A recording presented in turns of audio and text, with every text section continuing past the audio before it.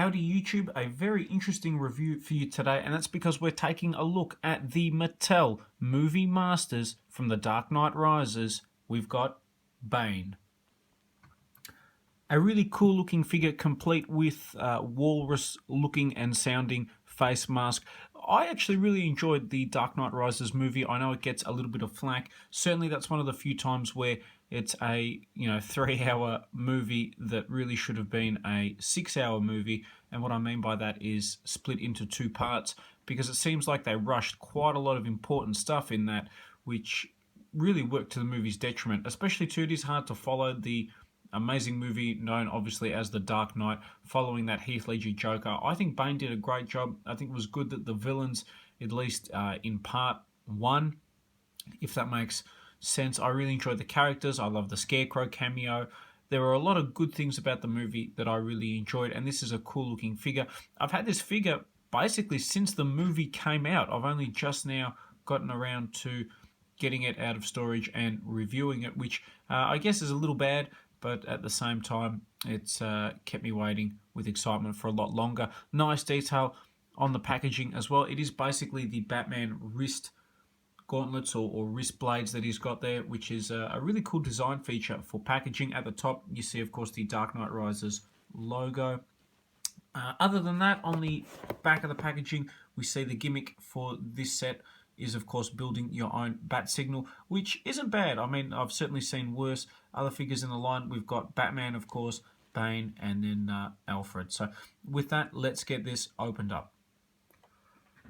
Okay, and here we've got Bane opened up and out of packaging. A really cool looking figure. Lots of great detail. I have to give it to Movie Masters Mattel line. They do an excellent job with detail. It is, I guess, a more basic version of the DC Collectibles figures. And that's something, to be honest with you, I would absolutely love. If DC Collectibles did a movie line of figures with like a Heath Ledger Joker, Bane, of course, Talia al Ghul, Scarecrow, the list goes on. Even the Batman, Superman, Dawn of Justice figures that they've got coming out at some point, I hope, are really cool. So that's something I would like to see, but this definitely does a really good job in the meantime.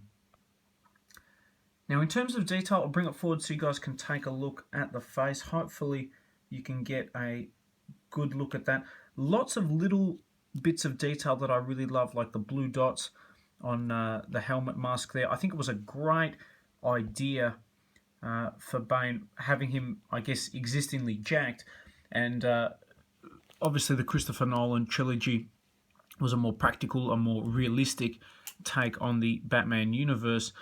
So you can't have him, getting pumped up and all that sort of stuff like in the comics and in the excellent animated series. So to have the mask being like a form of pain control, I think was quite acceptable. He was definitely a very cerebral, very intelligent villain, which Bane is and isn't at times, if I'm honest.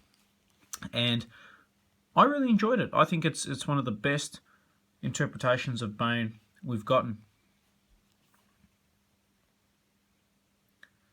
In terms of detail on the figure, they've done a really good job painting it to get that. It's almost like that revolutionary, communist-style robe that Bane's got on, and there's some nice detail on that. You can take it off, but there's not really much point because the sleeves are already pre-painted. But hopefully you guys can see the detail on the green armored vest.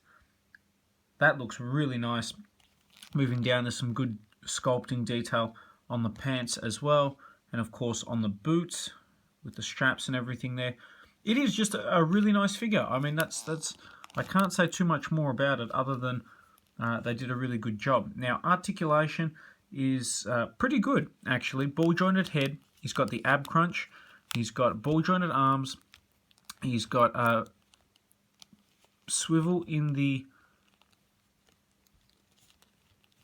I was hoping it would have been a ball joint, to be honest, but a swivel in the elbow, swivel wrists, swivel waist, yes. He's got the DC Collectibles have copied this, the weird leg joint that goes out and in and then forward and back. He's got swivel in the thigh, that's kind of cool, swivel in the knee, swivel in the ankle, and a Nope, and just a swivel in the ankle. So not bad. I mean, it's certainly more than you get in like a standard figure. At the same time, it's probably a little bit less than you get in like a DC Collectibles or Marvel Legends type figure. But overall, I'm pretty happy with how this guy turned out. So how do the Movie Masters figures scale compared to the DC Collectibles? Well, as you can see, I've got the Arkham Origins Bane, which is an outstandingly cool figure, and then the Arkham Asylum Bane, which is another great figure.